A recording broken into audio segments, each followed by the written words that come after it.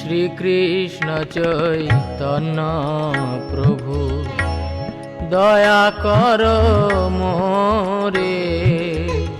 শ্রীকৃষ্ণ চৈতন্য প্রভু দয়া কর। ஸ்ரீ சைதன்ய சரிதாமிர்தம் மத்தியலீலை பாகம் 2 அத்தியாயம் 7 மகாபிரபு தென்னிந்திய யாத்திரையை தொடங்குதல்.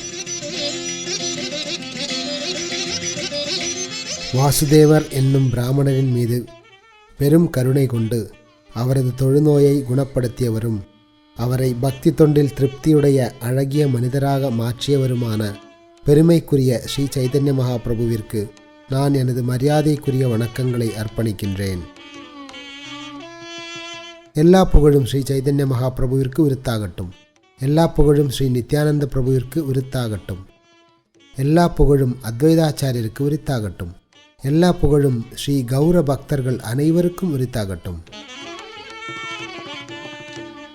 சார்வபௌம பட்டாச்சாரியரை விடுவித்த பிறகு மகாபிரபு பிரச்சாரம் செய்வதற்காக தென்னிந்தியா செல்ல விரும்பினார். ஸ்ரீ சைதன்ய மகாபிரபு மாக மாத வளர்ப்பிறையில் சந்நியாசம் ஏற்றார். அதனைத் தொடர்ந்த பால்குண மாதத்தில் அவர் ஜெகநாதபுரியில் வசிப்பதற்காக அங்கு சென்றார். பால்குண மாதத்தின் இறுதியில் அவர் தோல யாத்திரை திருவிழாவை தரிசித்தார். தமது வழக்கமான பிரேமையின் பரவசத்தில் அத்திருவிழாவின் போது அவர் பல விதங்களில் ஆடி பாடினார். சைத்திர மாதத்தில் ஜெகநாத்புரியில் வசித்த சமயத்தில் சைதன்ய மகாபிரபு சார்வபௌம பட்டாச்சாரியருக்கு விமோசனம் வழங்கினார். அடுத்த மாதத்தின் வைசாக மாதத்தின் ஆரம்பத்தில் அவர் தென்னிந்தியாவிற்கு செல்ல முடிவு செய்தார். ஸ்ரீ சைதன்ய மகாபிரபு தமது முக்கிய பக்தர்கள் அனைவரையும் ஒன்றாக அழைத்து அவர்களின் கையை பிடித்து பணிவுடன் தெரிவித்தார், நீங்கள் அனைவரும் உயிரை காட்டிலும் எனக்கு மிகவும் பிரியமானவர்கள்.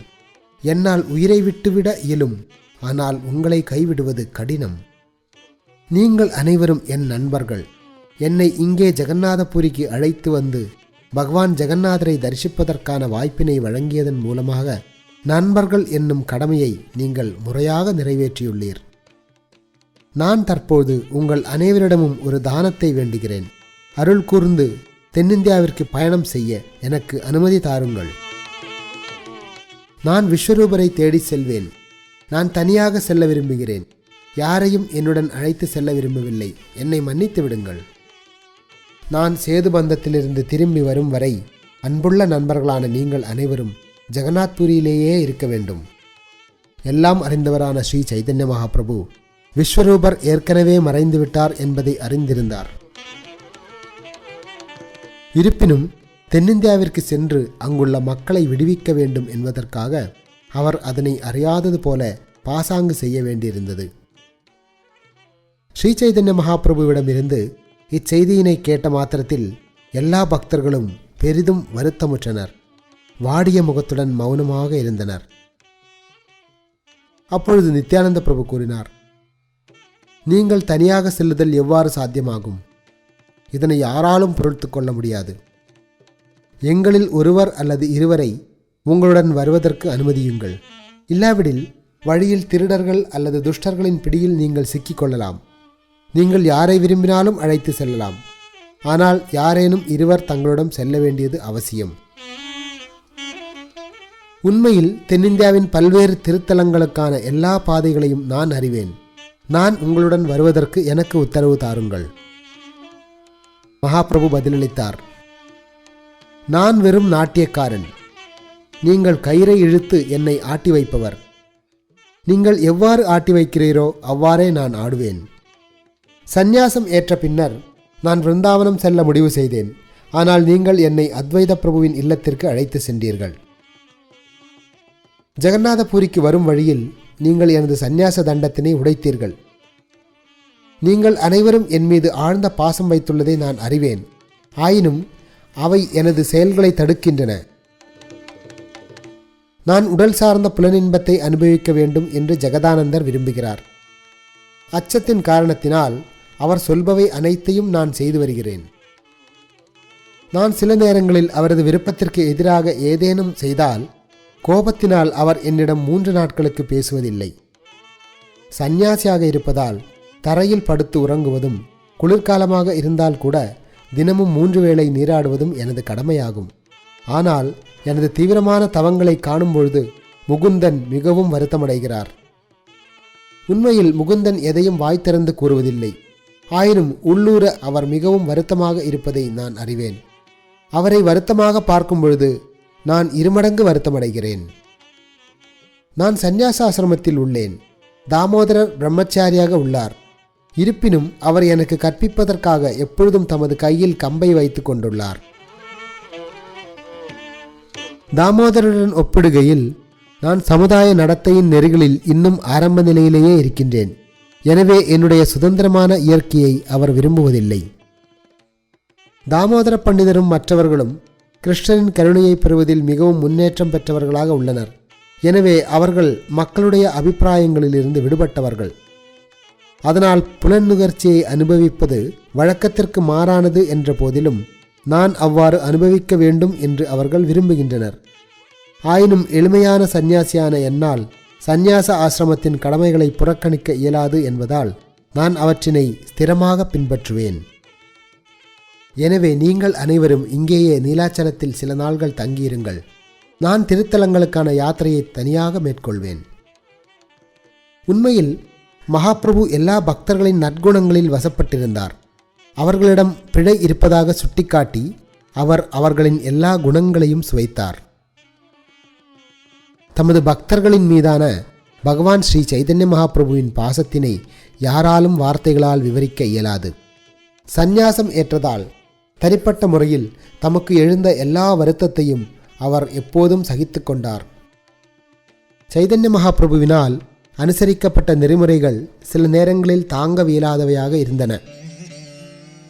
எல்லா பக்தர்களும் அவற்றினால் பெரிதும் பாதிக்கப்பட்டனர்.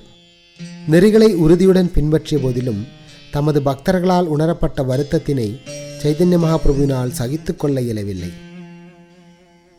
எனவே அவர்கள் தம்முடன் வந்து வருத்தமடைவதை தவிர்க்கும் பொருட்டு ஸ்ரீ சைதன்ய மகாபிரபு அவர்களது நற்குணங்களை குற்றங்களாக அறிவித்தார். அதனைத் தொடர்ந்து பக்தர்கள் நால்வருமே மகாபிரபுவுடன் வருவதாக பணிவுடன் வலியுறுத்தினர்.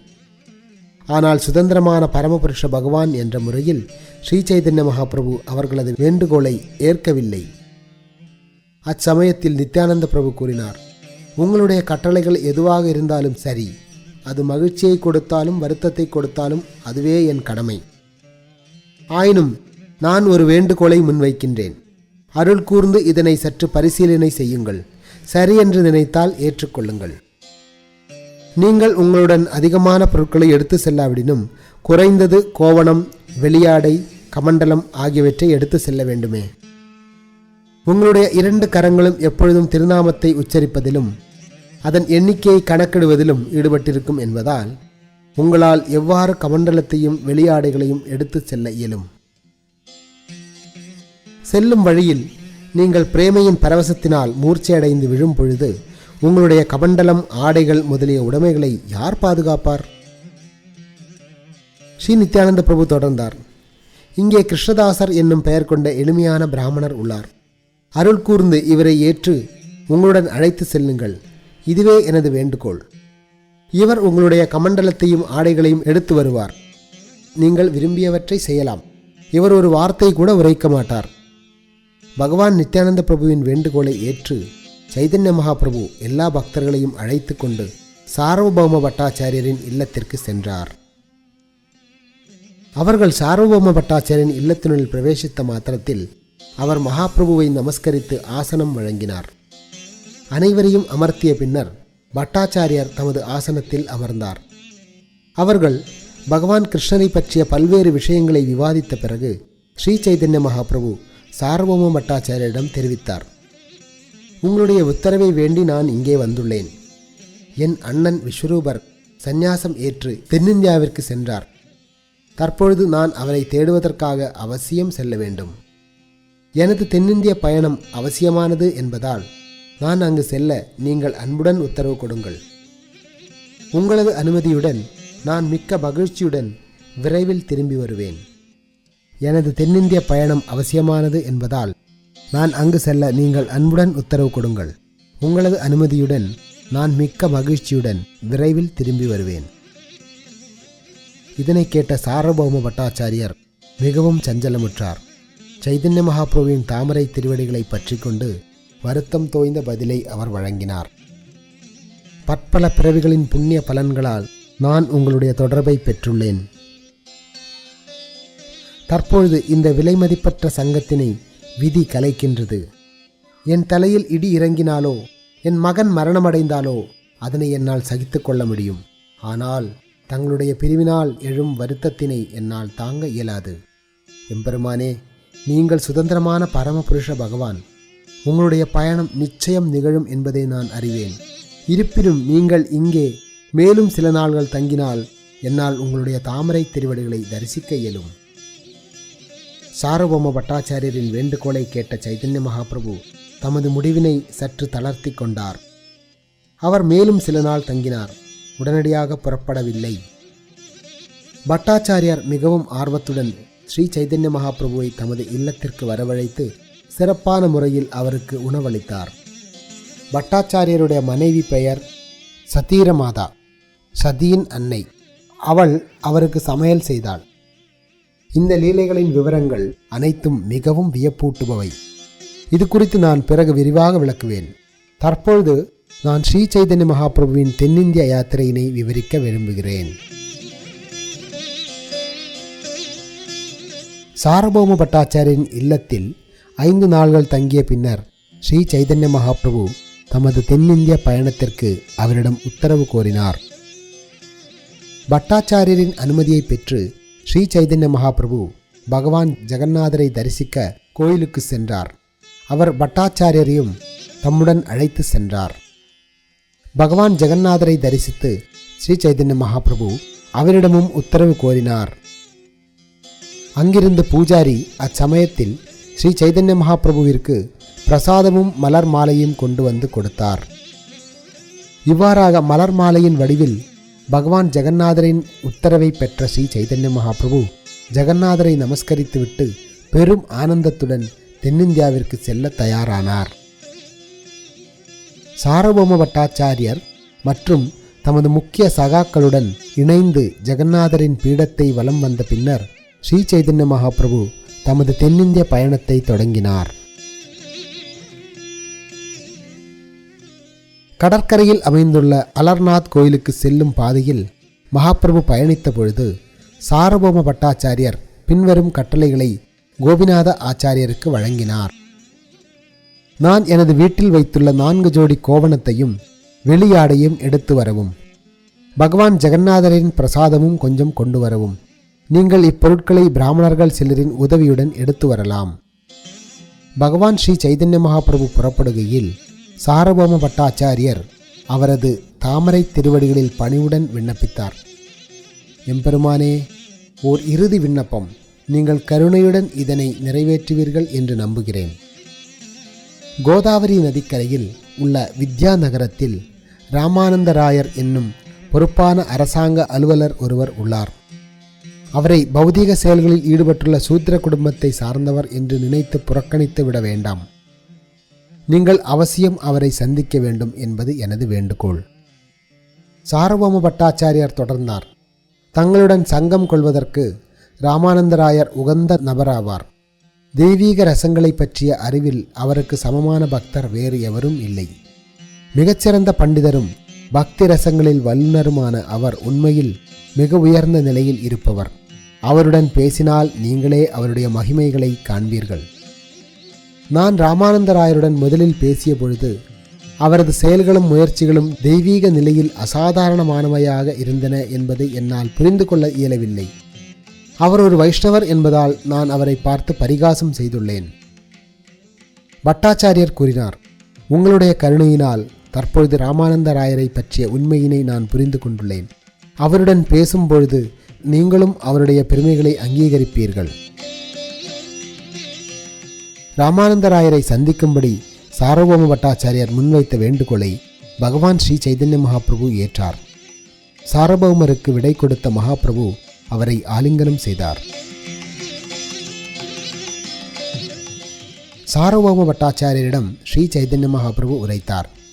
இல்லத்தில் பகவான் கிருஷ்ணரை வழிபடும் பொழுது என்னை ஆசீர்வதியுங்கள்.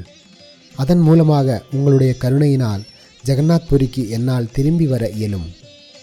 இவ்வாறு கூறிவிட்டு ஸ்ரீ சைதன்ய மகாபிரபு தமது பயணத்தை தொடங்கினார். சார்வபௌம பட்டாச்சாரியார் உடனடியாக மூர்ச்சையடைந்து நிலத்தில் விழுந்தார். சார்வபௌம பட்டாச்சாரியார் மூர்ச்சையடைந்த போதிலும் ஸ்ரீ சைதன்ய மகாபிரபு அவரை பொருட்படுத்தவில்லை. மாறாக அவர் விரைவாக பயணம் மேற்கொண்டார். ஸ்ரீ சைதன்ய மகாபிரபுவின் மனத்தையும் நோக்கத்தையும் யாரால் புரிந்து கொள்ள இயலும்? இதுவே மகானுபாவர்களுடைய மனத்தின் சுபாவமாகும். அது சில நேரங்களில் பூவை போன்று மென்மையாகவும் சில நேரங்களில் வஜ்ரத்தை போன்று கடினமாகவும் இருக்கும். மானிட தளத்திற்கு அப்பாற்பட்ட நபர்களின் இதயம் சில நேரத்தில் வஜ்ரத்தை காட்டிலும் கடினமாக உள்ளது, சில நேரத்தில் பூவை காட்டிலும் மென்மையாக உள்ளது. மனிதர்களின் காணப்படும் அத்தகைய முரண்பாடுகளை எவ்வாறு புரிந்து கொள்ள இயலும்? பகவான் நித்யானந்த பிரபு சார்வபௌம பட்டாச்சாரியரை எழுப்பி தமது ஆட்களின் உதவியுடன் அவரை இல்லத்திற்கு அனுப்பி வைத்தார். உடனடியாக எல்லா பக்தர்களும் ஸ்ரீ சைதன்ய மகாபிரபுவின் சங்கத்தில் இணைந்து கொண்டனர். அதன் பிறகு கோபிநாத ஆச்சாரியர் துணிகளுடனும் பிரசாதத்துடனும் வந்து சேர்ந்தார். எல்லா பக்தர்களும் ஸ்ரீ சைதன்ய மகாபிரபுவை அலர்நாத் வரை பின்தொடர்ந்தனர். அங்கே அவர்கள் பகவானை வணங்கி பல்வேறு பிரார்த்தனைகளை அர்ப்பணித்தனர். பிரேமையின் பரவசத்தில் ஸ்ரீ சைதன்ய மகாபிரபு அங்கே சிறிது நேரம் ஆடி பாடினார். அச்சமயத்தில் அக்கம் பக்கத்தில் வசிப்பவர்கள் அனைவரும் அவரை தரிசிக்க வந்தனர். கௌரஹரி என்றும் அறியப்படக்கூடிய ஸ்ரீ சைதன்ய மகாபிரபுவை சுற்றியிருந்த மக்கள் அனைவரும் ஹரியின் திருநாமத்தை உறக்கமாக கூறத் தொடங்கினார். சைதன்ய மகாபிரபு தமது வழக்கமான பிரேமையில் மூழ்கி அவர்களுக்கு மத்தியில் நடமாடினார். ஸ்ரீ சைதன்ய மகாபிரபுவின் திருமேனி இயற்கையாகவே மிகவும் அழகுடையதாக இருந்தது. அது காவித்துணியினால் உடுத்தப்பட்ட உருக்கிய தங்கத்தை போன்று காட்சியளித்தது. உண்மையில் மயிர்கூச்சம், கண்களில் கண்ணீர், உடல் நடுக்கம், எல்லா இடங்களிலும் வியர்வை முதலிய பரவச அறிகுறிகளால் அலங்கரிக்கப்பட்டு அவர் மேலும் அழகுடையவராக இருந்தார். ஸ்ரீ சைதன்ய மகாபிரபுவின் நடனத்தையும் அவரது உடலில் ஏற்பட்ட மாற்றங்களையும் கண்டு அங்கிருந்தவர்கள் அனைவரும் ஆச்சரியமடைந்தனர். வந்தவர்கள் யாரும் இல்லத்திற்கு திரும்பி செல்ல விரும்பவில்லை. குழந்தைகள், வயோதிகர்கள், பெண்கள் உட்பட ஒவ்வொருவரும் ஸ்ரீகிருஷ்ணர் மற்றும் கோபாலரின் திருநாமங்களை பாடி ஆடத் தொடங்கினர். இவ்விதமாக அவர்கள் அனைவரும் பிரேமையின் கடலில் மிதந்தனர்.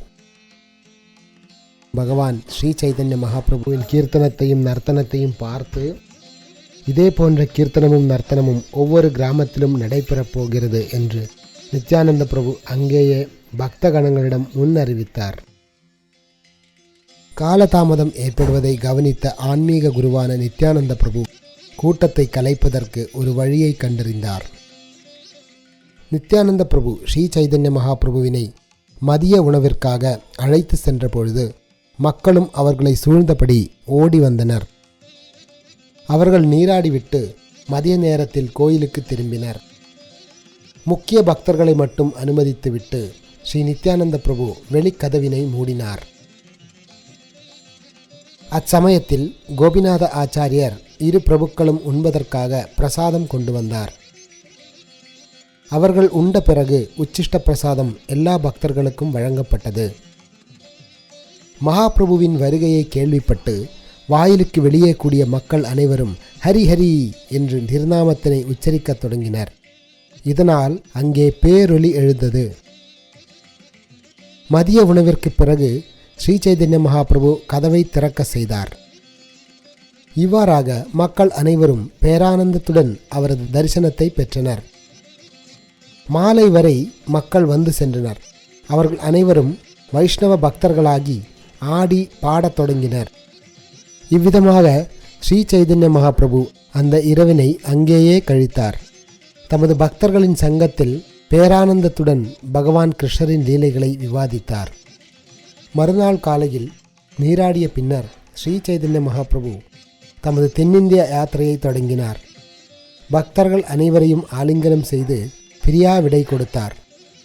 அவர்கள் அனைவரும் மூர்ச்சையடைந்து நிலத்தில் விழுந்தனர். ஆயினும் அவர்களை திரும்பி பார்க்காமல் மகாபிரபு முன்னோக்கி சென்றார். பிரிவினால் ஆட்கொள்ளப்பட்ட மகாபிரபு மிகுந்த வருத்தத்துடன் நடந்து சென்றார். அவரது சேவகரான கிருஷ்ணதாசர் அவருடைய கமண்டலத்தை எடுத்துக்கொண்டு அவரை பின்தொடர்ந்தார். எல்லா பக்தர்களும் அங்கேயே இருந்து உபவாசத்தை அனுசரித்தனர். மறுநாள் அவர்கள் அனைவரும் வருத்தத்துடன் ஜெகநாத்புரிக்கு திரும்பினர்.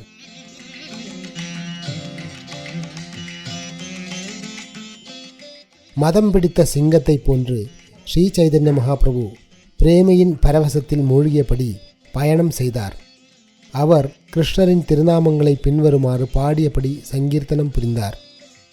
மகாபிரபு பாடினார்: கிருஷ்ணா கிருஷ்ணா கிருஷ்ணா கிருஷ்ணா கிருஷ்ணா கிருஷ்ணா கிருஷ்ணா ஹே கிருஷ்ணா கிருஷ்ணா கிருஷ்ணா கிருஷ்ணா கிருஷ்ணா கிருஷ்ணா கிருஷ்ணா ஹே கிருஷ்ண கிருஷ்ண கிருஷ்ண கிருஷ்ண கிருஷ்ண கிருஷ்ண ரக்ஷா மாம் கிருஷ்ண கிருஷ்ண கிருஷ்ண கிருஷ்ண கிருஷ்ண கிருஷ்ண பாஹி மாம். பகவான் கிருஷ்ணரே, என்னை பாதுகாத்து பராமரிப்பீராக. அவர் மேலும் பாடினார்: ராமராகவா ராமராகவா ராமராகவா ரக்ஷமாம் கிருஷ்ணகேசவா கிருஷ்ணகேசவா கிருஷ்ணகேசவ பாஹிமாம். பகவான் ராமரே, மன்னர் ரகுவின் வம்சத்தில் வந்தவரே, என்னை பாதுகாப்பீராக. கிருஷ்ணரே, கேசி அசுரனை கொன்றவரே கேசவரே, என்னை பராமரிப்பீராக. இந்த ஸ்லோகத்தினை உச்சரித்தபடி கௌரஹரி என்னும் பகவான் ஸ்ரீ சைதன்ய மகாபிரபு தமது பாதையில் சென்றார். வழியில் யாரையேனும் பார்த்த மாத்திரத்தில் ஹரிஹரி என்று உரைக்க கோருவார். ஸ்ரீ சைதன்ய மகாபிரபு ஹரிஹரி என்று உச்சரிப்பதை கேட்டு மக்களும் பகவான் ஹரி மற்றும் கிருஷ்ணரின் திருநாமங்களை உச்சரித்தனர். இவ்விதமாக அவர்கள் அனைவரும் அவரை தரிசிப்பதற்கு பேராவல் கொண்டு அவரை பின்தொடர்ந்தனர். சிறிது நேரத்திற்கு பிறகு மகாபிரபு அவர்களை ஆலிங்கனம் செய்து அவர்கள் ஒவ்வொருவருக்கும் ஆன்மீக சக்தியினை வழங்கி இல்லத்திற்கு திருப்பி அனுப்புவார். இவ்வாறு சக்தியளிக்கப்பட்ட ஒவ்வொருவரும் தம்முடைய கிராமத்திற்கு திரும்பி எப்பொழுதும் கிருஷ்ணரின் திருநாமங்களை உச்சரித்தனர். சில நேரங்களில் சிரித்தனர், அழுதனர், ஆடினர். அவ்வாறு சக்தியளிக்கப்பட்ட நபர் தமது பார்வையில் பட்ட ஒவ்வொருவரையும் கிருஷ்ணரின் திருநாமங்களை உச்சரிக்கும்படி வேண்டுவார். இவ்விதமாக எல்லா கிராமவாசிகளும் பரமபுருஷ பகவானின் பக்தர்களாயினர். அந்த சக்தி பெற்ற நபரை காண்பதற்காக வெவ்வேறு கிராமங்களிலிருந்தும் வரும் மக்கள் அவரை பார்த்ததாலும் அவருடைய தரிசனத்தின் கருணையை பெற்றதாலும் அவரைப் போலவே ஆகிவிடுவர். புதிதாக சக்தி அளிக்கப்பட்ட அந்த நபர்கள் ஒவ்வொருவரும் தங்களது கிராமத்திற்கு திரும்பிய பொழுது அவர்களும் தங்களுடைய கிராமத்தினரை பக்தர்களாக மாற்றினர்.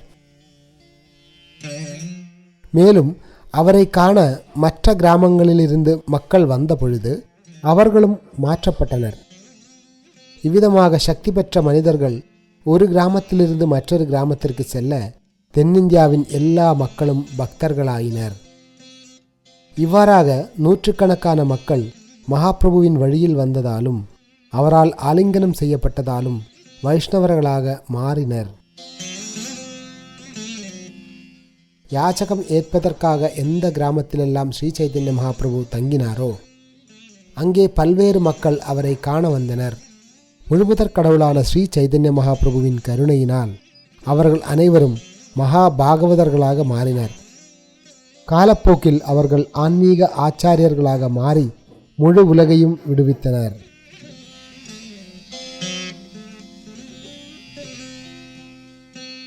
இவ்விதமாக மகாபிரபு இந்தியாவின் தென் கோடி வரை சென்றார். வழியிலிருந்த எல்லா நாடுகளையும் அவர் வைஷ்ணவ தர்மத்திற்கு மாற்றினார். பகவான் ஸ்ரீ சைதன்ய மகாபிரபு தமது முழுமையான ஆன்மீக சக்தியினை நவத்வீபத்தில் வெளிப்படுத்தவில்லை. ஆனால் அவர் தென்னிந்தியாவில் அதனை வெளிப்படுத்தி அங்கிருந்த எல்லா மக்களையும் விடுவித்தார்.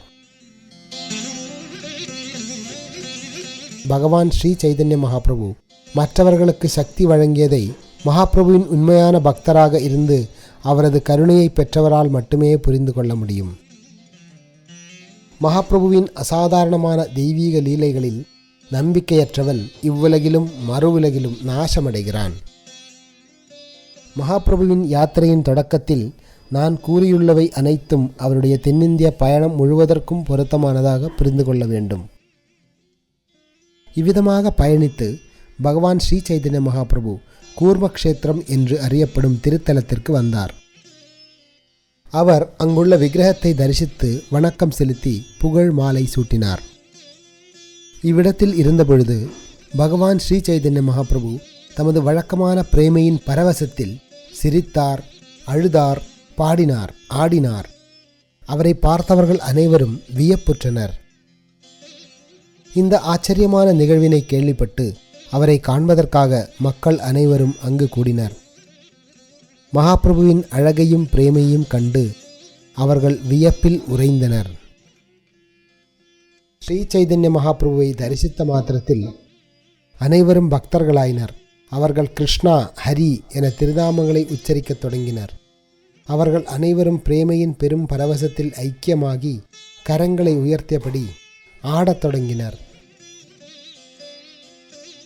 கிருஷ்ண நாம லோக முகே சுனி அவிராமா. அவர்கள் பகவான் கிருஷ்ணரின் திருநாமங்களை எப்போதும் உச்சரிப்பதை கேட்டு இதர கிராமங்களில் வசித்தவர்களும் வைஷ்ணவர்களாயினர்.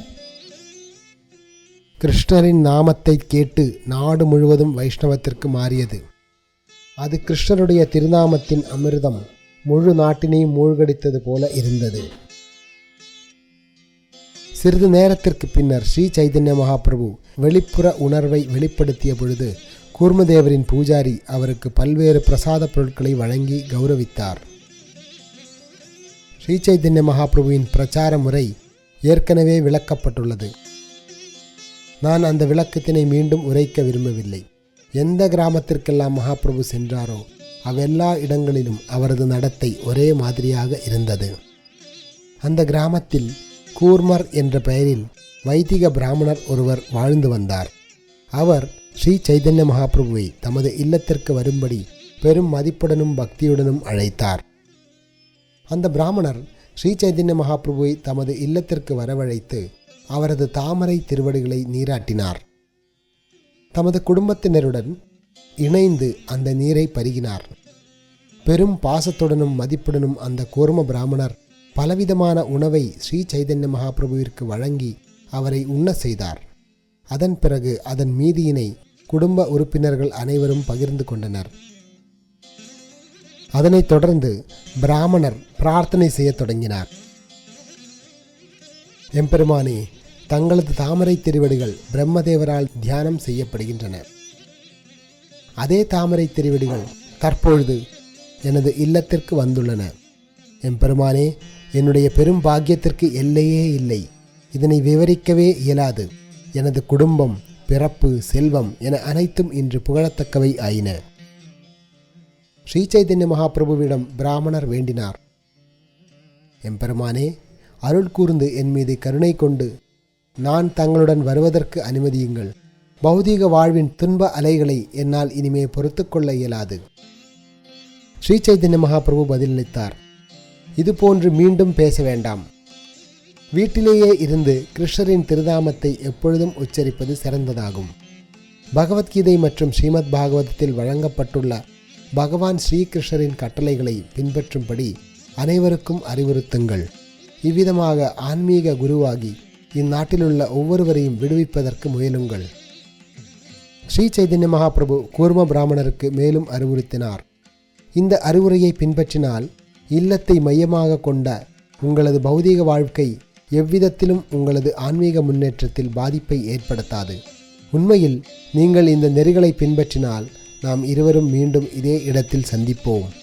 அல்லது நீங்கள் ஒருபொழுதும் எனது சங்கத்தினை இழக்க மாட்டீர்கள். எந்த இல்லங்களிலெல்லாம் ஸ்ரீ சைதன்ய மகாபிரபு பிரசாதம் ஏற்றாரோ அவர் அங்கு வசித்தவர்கள் அனைவரையும் சங்கீர்த்தன இயக்கத்திற்கு மாற்றி கூர்ம பிராமணருக்கு அறிவுறுத்தியதைப் போலவே அவர்களுக்கும் அறிவுறுத்தினார். ஸ்ரீ சைதன்ய மகாபிரபு தமது பயணத்தின் பொழுது வழியில் ஏதேனும் ஒரு கோயிலில் இரவு நேரத்தை கழிப்பார். யாரிடமிருந்தெல்லாம் உணவை ஏற்றாரோ அவர்களிடம் கூர்ம பிராமணருக்கு வழங்கிய அதே அறிவுரையினை வழங்குவார். தமது தென்னிந்திய பயணத்தை நிறைவு செய்து ஜெகநாத் பூரிக்கு திரும்பும் வரை அவர் இதே வழிமுறையினை எங்கும் மேற்கொண்டார். இவ்வாறாக நான் கூர்மரின் விஷயத்தில் மகாபிரபுவின் நடத்தையினை விரிவாக எடுத்துரைத்துள்ளேன். இதை வைத்து தென்னிந்தியா முழுவதும் நிகழ்ந்த ஸ்ரீ சைதன்ய மகாபிரபுவின் விவகாரங்களை நீங்கள் அறிந்து கொள்ளலாம். இவ்விதமாக பகவான் ஸ்ரீ சைதன்ய மகாபிரபு இரவு நேரத்தில் ஓரிடத்தில் தங்குவார். மறுநாள் காலை நீராடிவிட்டு மீண்டும் புறப்படுவார். ஸ்ரீ சைதன்ய மகாபிரபு புறப்படும் பொழுது கூர்ம பிராமணர் அவரை நீண்ட தூரத்திற்கு பின்தொடர்ந்தார். ஆயினும் சிறிது நேரத்திற்கு பிறகு ஸ்ரீ சைதன்ய மகாபிரபு பெரிதும் முயன்று அவரை மீண்டும் இல்லத்திற்கு அனுப்பி வைத்தார். அங்கே வாசுதேவர் என்ற மற்றொரு பிராமணரும் இருந்தார். மாமனிதரான அவர் தொழுநோயினால் பாதிக்கப்பட்டு துன்பத்தில் இருந்தார். உண்மையில் அவரது உடல் முழுவதும் புழுக்கள் நிரம்பி இருந்தன. தொழுநோயினால் துன்பத்தை அனுபவித்த போதிலும் பிராமணர் வாசுதேவர் சான்றோனாக திகழ்ந்தார். தமது உடலிலிருந்து ஒரு புழு கீழே விழுந்தாலும் அவர் உடனடியாக அதனை எடுத்து மீண்டும் அதே இடத்தில் வைப்பார். ஸ்ரீ சைதன்ய மகாபிரபுவின் வருகையை பற்றி இரவு நேரத்தில் வாசுதேவர் கேள்விப்பட்டார். மறுநாள் காலை மகாபிரபுவை காண்பதற்காக அவர் கூர்மரின் இல்லத்திற்கு வந்தார். சைதன்ய மகாபிரபுவை காண்பதற்காக கூர்மரின் இல்லத்திற்கு குஷ்டரோகியாக வாசுதேவர் வந்தபொழுது மகாபிரபு அங்கிருந்து ஏற்கனவே புறப்பட்டு விட்டதாக அவருக்கு தெரிவிக்கப்பட்டது.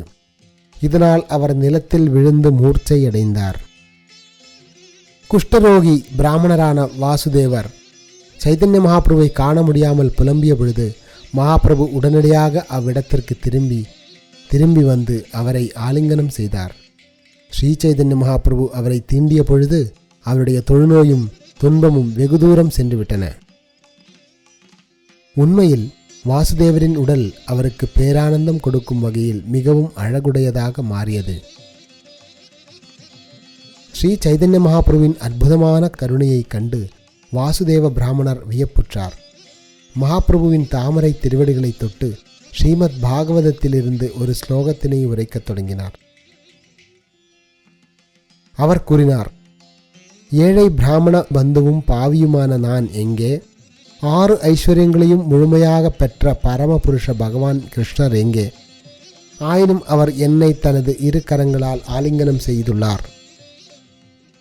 இந்த ஸ்லோகம் ஸ்ரீமத் பாகவதத்தில் சுதாம பிராமணர் பகவான் கிருஷ்ணரை சந்தித்த சமயத்தில் பேசியதாகும்.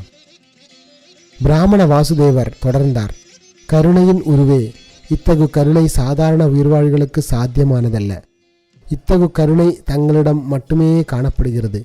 என்னை பார்த்த மாத்திரத்தில் என்னுடைய உடலின் துர்நாற்றத்தினால் பாவகரமான மனிதனும் தூரமாக ஓடுகிறான்.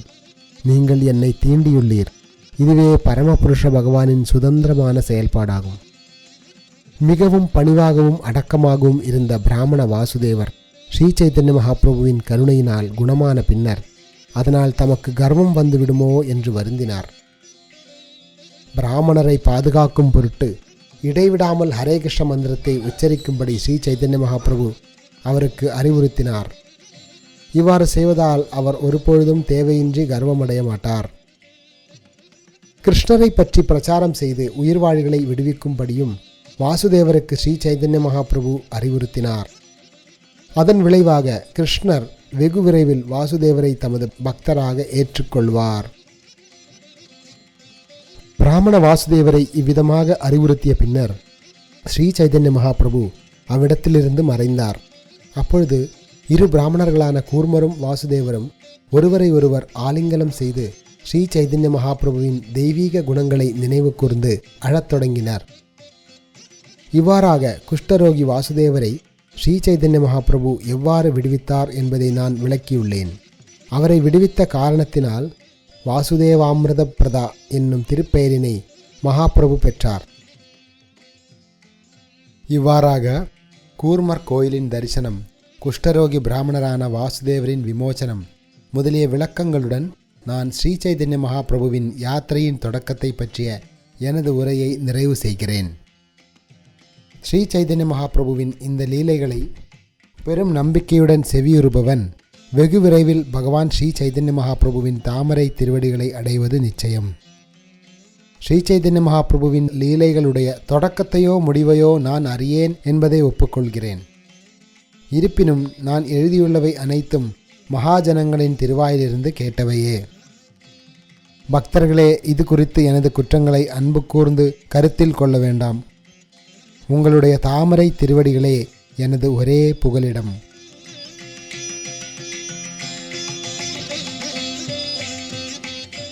ஸ்ரீ ரூபா மற்றும் ரகுநாதரின் தாமரை திருவடிகளில் வேண்டி அவர்களின் கருணையை எப்பொழுதும் விரும்பி கிருஷ்ணதாசனாகிய நான் அவர்களது அடிச்சுவடுகளை பின்பற்றி ஸ்ரீ சைதன்ய சரிதாமிர்தத்தை விளக்குகின்றேன்.